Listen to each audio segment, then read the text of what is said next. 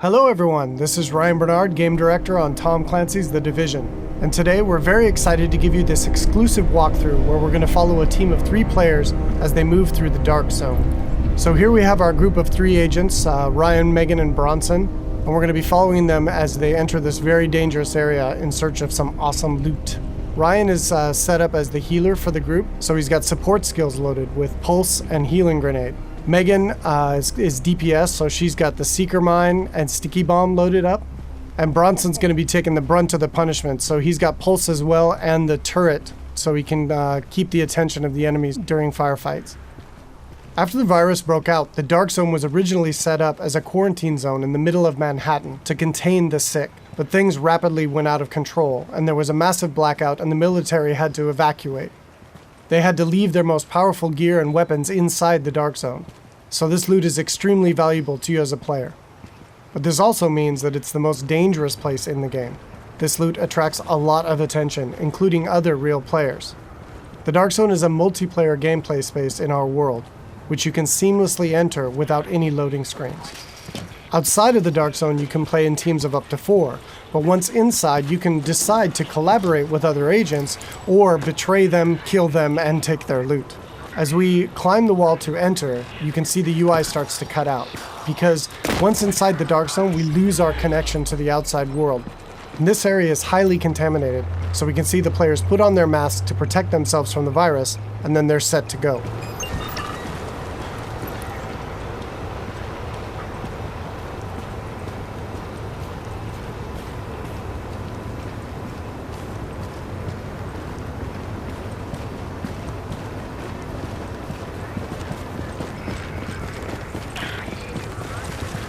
Okay, now we see our group is coming up on some enemies up ahead. As we get closer, we can see that these are actually part of the Rikers faction. And this is a group of convicts which, after the virus broke out, escaped the prison and have flooded into Manhattan to take advantage of the chaos. Here we can see Megan does a pulse, which gives the group information about what enemy types and levels that they'll be facing. And then we can engage. As you can see here, Bronson's going to go up right on top of him and take point, so he can take the attention of the enemies and draw aggro, and we can support him from behind with healing grenades, as you saw there, and covering fire. Using covers in the divisions is really important. You're going to be seeing the agents here as they move around flanking the different enemies, moving cover to cover, using height elevation to their advantage, and really trying to make sure that you're not exposed at any time, because when you're out of cover, you take a lot of damage from enemies. And it looks like we've only got a couple Rikers left here, and Bronson is really taking his role to heart and pushing right up into their face. And they've cleared him out. And here you can see Bronson's actually been a little bit too hardcore on this, and he's in what we call the down state. So since they're playing in a group, Ryan can head over and actually revive him so he doesn't die and need to respawn and run back to his group, and he can get right back into the action. And here we can see that Ryan's actually found a loot crate. And he's gotten extremely lucky and has gotten a legendary drop. But as we can see, it's actually contaminated. All gear and weapons in the Dark Zone are contaminated, and they need to be extracted before they can be actually equipped by the players or agents in the game. So in order to do that, our group is going to move to a nearby extraction point in Bryant Park. Once the group is inside an extraction area, they'll need to shoot up a flare which calls in a helicopter. Then they need to hold tight for 90 seconds and extract their goods. Alright, now we see our group has come across a different group of enemies, and these are the Cleaners. Cleaners used to work for the city of New York, but they got trapped on Manhattan when the quarantine was declared, and they've lost it. They want to, in their own minds, clean the city from the virus by burning anything and everything in their path, dead or alive. And this group of Cleaners is actually a tougher group of what we call elites in the game. They have much higher health pools and much higher damage output. So our group here is going to really have to work together using their weapons and skills to take them out. Of course, they drop much better loot and give a lot higher experience. We got Ryan seems to have moved up to a kind of a bad cover position here. He's taking damage from the right, and he's got a grenade coming in and he needs to move, and he's too slow. So he's going to need to top himself off with a nice self-heal. Alright, so now we've dealt with the Cleaners and we can move on towards the extraction area. But it looks like our group is not alone, and another group of players is in the same extraction area. In the Dark Zone, it's very important to find out player intention relatively quickly, whether or not they're a friend or foe. But it looks like these two are not interested in engaging, so our group's going to continue on and try to get that legendary weapon out. Extraction detected. Proceed with caution. Another team of agents has actually started an extraction, and our group is going to move to investigate.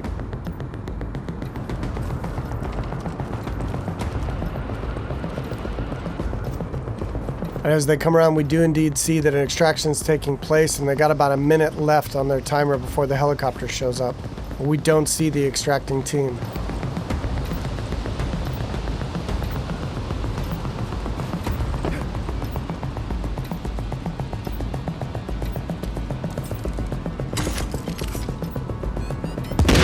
Oh, here we see that the extracting team actually got the jump on our group, and Bronson's been quickly down. And since they engaged on us, they have now been flagged as rogue, which puts a big bounty on their back for a certain period of time. Luckily, Bronson was able to make it back to our group, and we were able to quickly revive him and get him back up into the fight. And now we've got some PvP chaos happening. And here we see Ryan throws out another healing grenade to heal up both of his teammates as they're flanking around to the left to try to get better position on these rogue agents.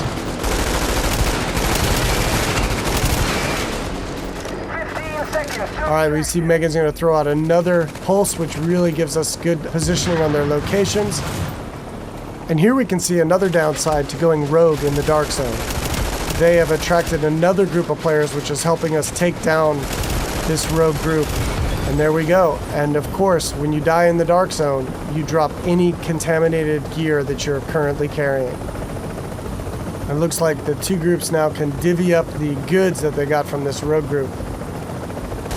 It looks like they've decided to just take out the new players and take all of the loot for themselves.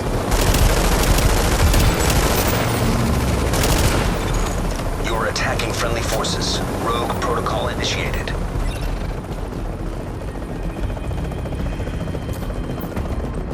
So now in order to secure this loot, to make sure it's theirs, they need to complete an extraction. So now our team has 90 seconds to control this area and to stay alive to get their loot out when the helicopter arrives. And you can see them fanning out into good cover positions here in case any other players come into the area or those groups that we engaged come back.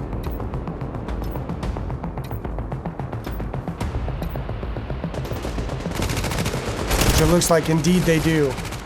But now we're set up in really good positions here to be able to take them out. Bronson and Megan are laying down damage from the front line, and Ryan is supporting from behind. And again, it's really important in the game to make sure that you're always in cover whenever possible, and that you're not being flanked by any enemies. Here we see Ryan tossing a healing grenade as he runs past Bronson there. And they're going to focus on these two players here. 30 seconds to extraction. Straight in front of them. Now they got 30 seconds left to stay alive and control the area.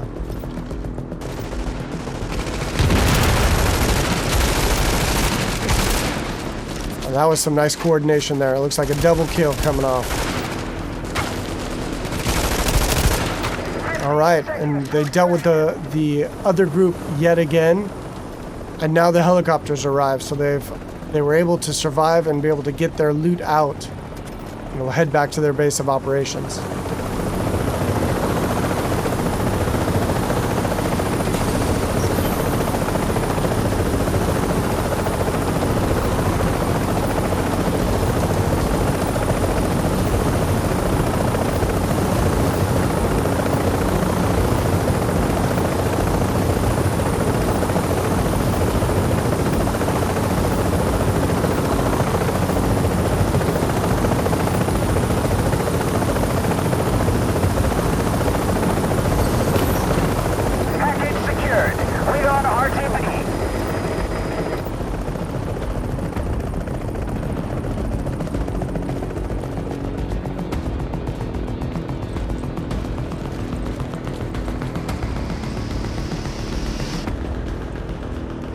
Now we can see the group is still flagged as rogue, and they're a very juicy target for other agents in the area.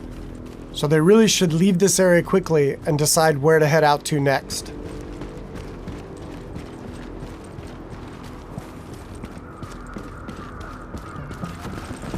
Alright, so that's it for today. I hope you enjoyed a little glimpse into the gameplay inside the dark zone of Tom Clancy's The Division.